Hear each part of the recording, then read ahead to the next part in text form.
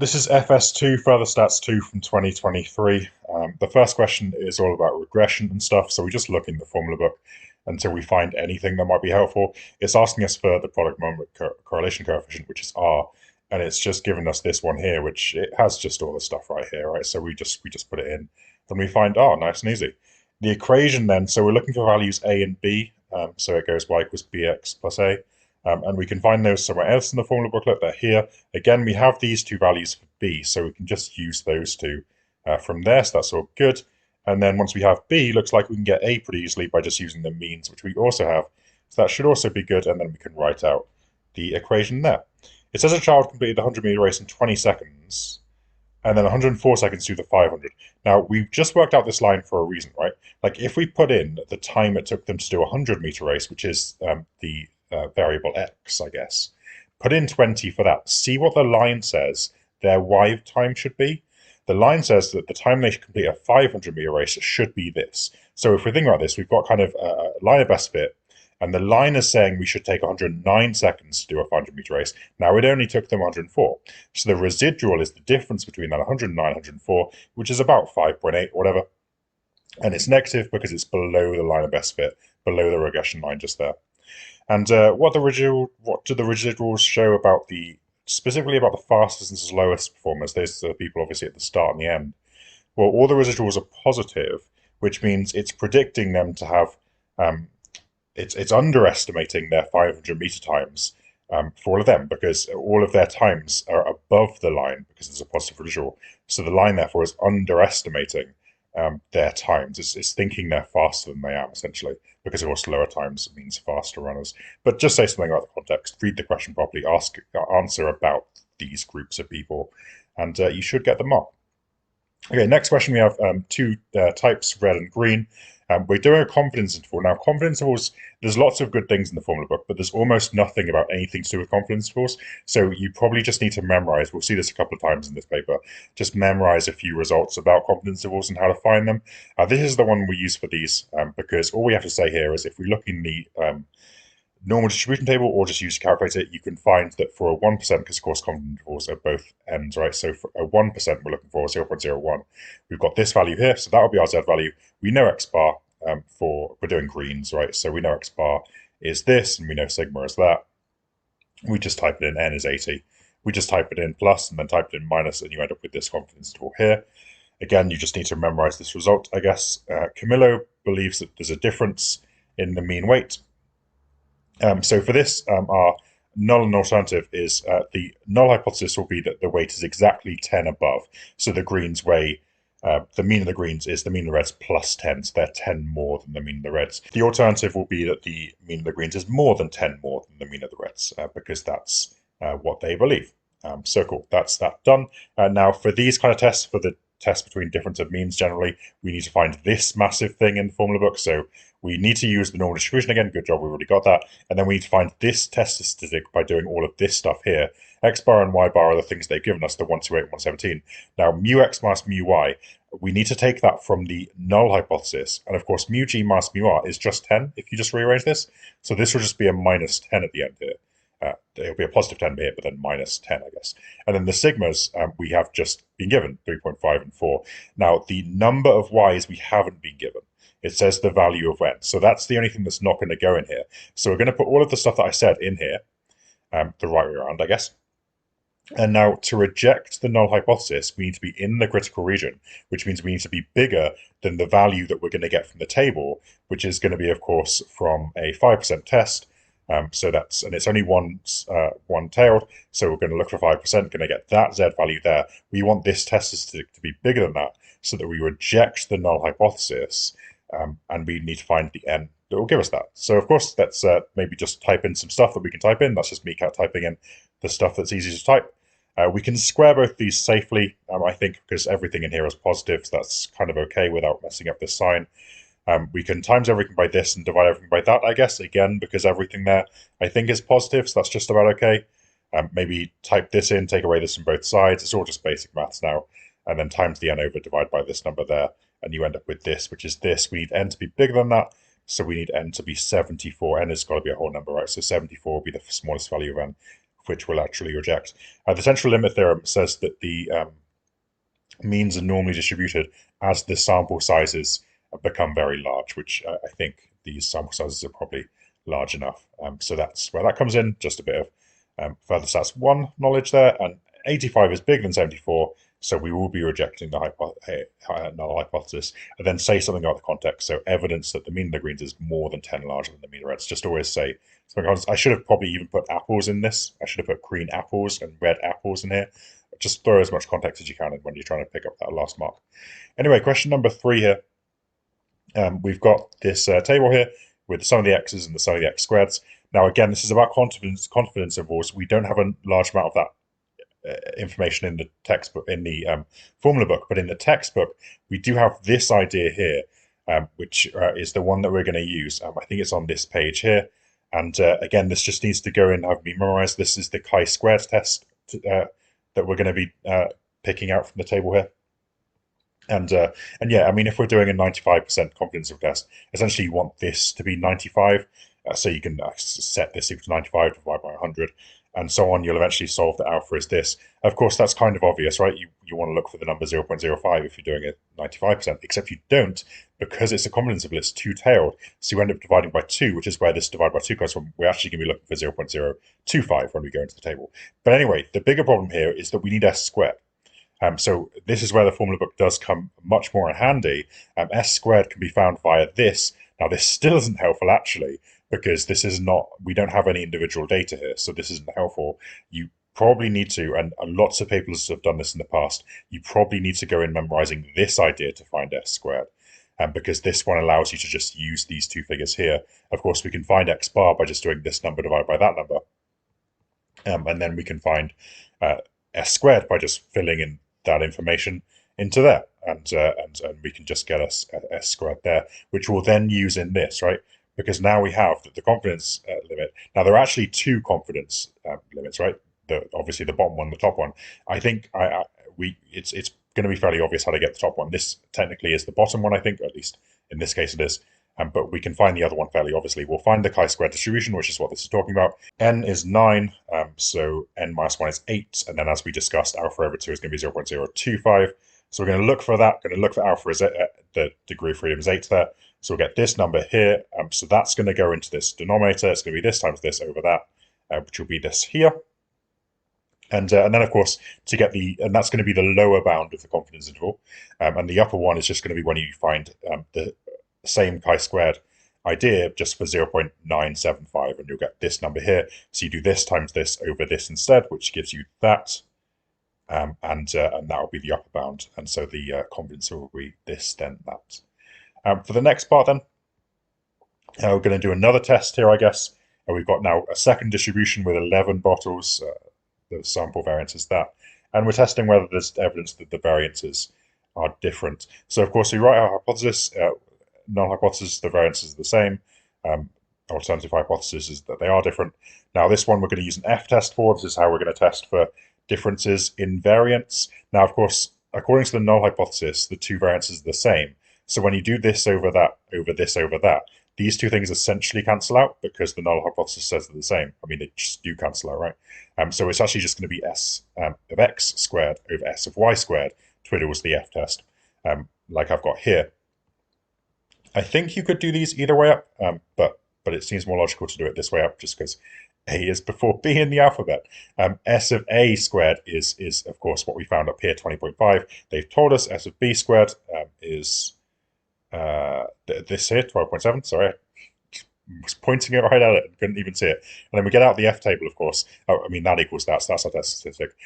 And then we get out the F table. I've gone for 0.05 here because, of course, it's a two-tailed test for 10%. So this is where this is why I'm using the 0.05 table-y bit. And then we go for 8 followed by 10. So that's 8 across first followed by 10 gets us to 3.07.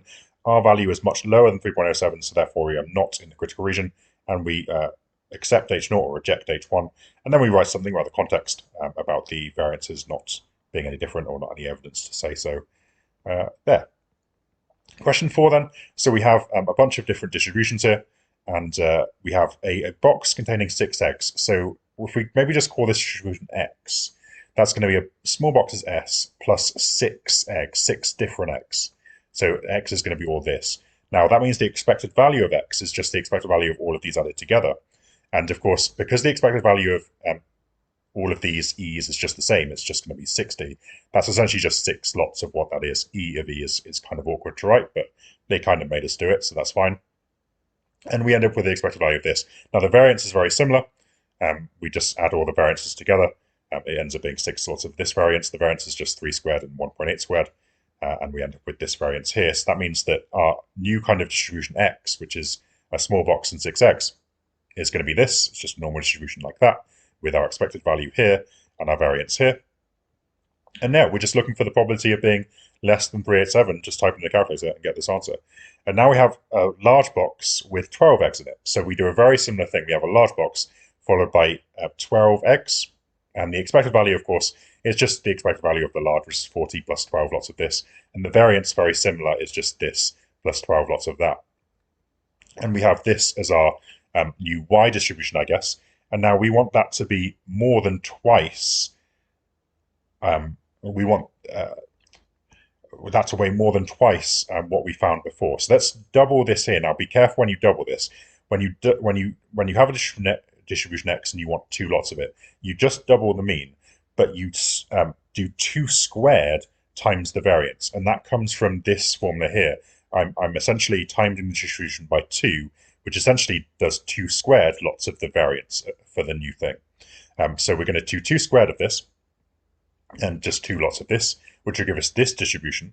And now how do we find whether a randomly selected thing from here is more than this? Well, we make a third distribution called Z maybe, and call it y minus 2x. And the idea here will be to find the probability that Z is greater than 0, because I want this thing to weigh more than that thing, which will make this bigger than 0 if this is bigger than that. So of course, we're going to take these things away. We need to work out the distribution for Z. It's going to be, the means just take away, of course, so it's going to be 760 minus 768, but the variances always add in. We'll see this again later. Variances always add, so it's going to be this plus this for our new variance. So this is our distribution Z, and now, of course, this is just 1 minus P of Z less than 0, which is going to be this here, and that'll be our answer to that question. Question 5 then, one of those questions where we get to test whether someone's thing has an actual effect on anything. So this is a paired t-test because the scores are before and after are not independent, because of course something has happened between getting the scores before and the getting after, I guess. Say an assumption that needs to be made. We need to assume that the differences are normally distributed, because the differences are things that we're actually going to be testing on. Of course, now we're going to do our test. Of course, state the hypothesis. The hypothesis, null hypothesis, is that the mean of the differences will be 0. In other words, there's been no effect. Hypothesis 1 is that the mean is going to be greater than 0, because they're testing for an increase, not a difference, just an increase, so greater than 0, one-tailed test. Let's find all the differences. I decided to do this minus this to make most of the numbers positive, and those are my differences there. This is going to be the test that we're going to do when we have these matching pair situation. This is the test we do where this mu is 0 because we're working with the null hypothesis to start with. This x bar is the mean of the differences, which I guess I can calculate. It's going to be this here. And then we need this big S value, which we're going to use very similar thing that we found before to, which is this here. So not only do I need d bar for this, but I also need the sum of d squared. So I need to add all these together while squaring them all. And then, of course, there are 8 things here, so 1 over 7 at the front. This is just 4 squared plus 3 squared and so on, because the sum of the difference is squared. And this is d bar, so that gives me an S squared value, which is here. I have the mean here, and I have, of course, n is 8, so that's going to give me all of the statistics I need to get a value here. So 2.25 minus 0, because that's from this, and then S was from here, root it, of course, and then root 8, of course, at the bottom there as well, gets you this here. And then we break out the t-table. I'll put it up here. We need to do a 5% one-tailed test, that's 0.05, and we have a degree, what is that even called? I've completely blanked. Degrees of freedom of 8 is what it's called, and then 1.86, of course, is what we find in the table. Our value is bigger than that, so therefore we reject H0, and then we write something about context, because we always write something about context at the end of these tests, Just always do that. Please, just write it. You'll lose a mark if you don't. We have a couple of questions in a row here that are just some nice pure maths. F of x is the cumulative distribution function, big F of x. So therefore, we could differentiate this to find the density function, and then we could integrate that between, its starting point and the median and set that equal to a half because we want half the area. But there's no point differentiating and integrating. Just shove in the two values right into here.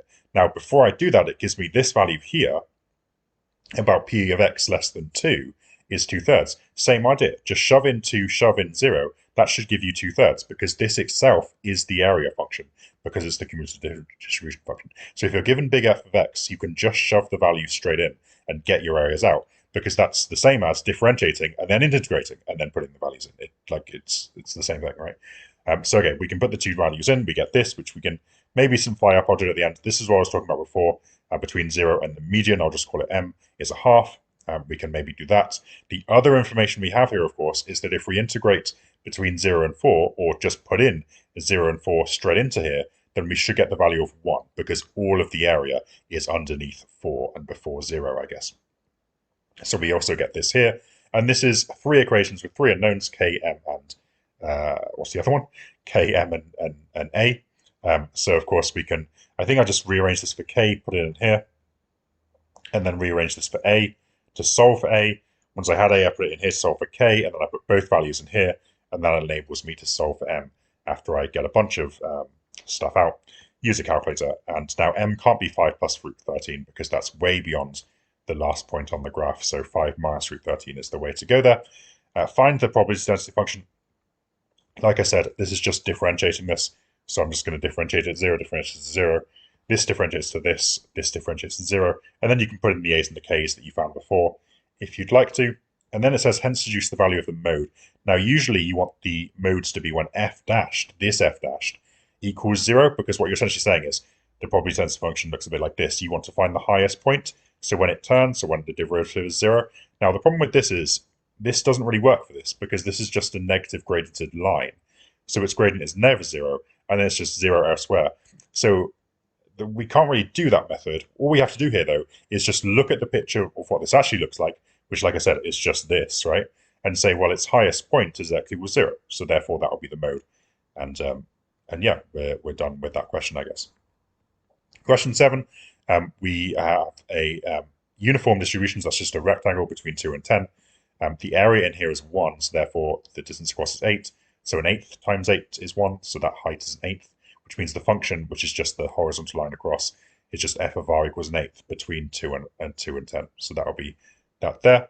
If we look deep in the formula book, we'll find all of this useful stuff, particularly this line here, which says the expected value of some function is the integral of that function times by the function that generates that variable x in the first place. So to find the expected value of s, where s is this, we just integrate between 2 and 10. The function s itself times by the probability function that makes that big R value, makes big R, which is essentially the big X from here. So we just times it by an eighth because that's the function there. They told us to get that in the first place. And this is very easy. We just integrate, pull out a bunch of constants because we don't need them, I guess. And you end up with this. It's show that, so maybe just put all the steps down. And then for 3 marks as well for this, you just replace 4 pi r squared with 4/3 pi r cubed and do literally exactly the same thing. And I don't know why they did that for another 4 marks, just ridiculously easy. And lastly, another question kind of similar to what we did before to do with expected and variance of things. Unbiased estimator, and the condition for that is that it's unbiased. It's an unbiased estimator of p if e of t equals p. So the estimator will say is t here, so in this case p1 and p2. If the expected value of p1 ends up being p, it's an unbiased estimator of p.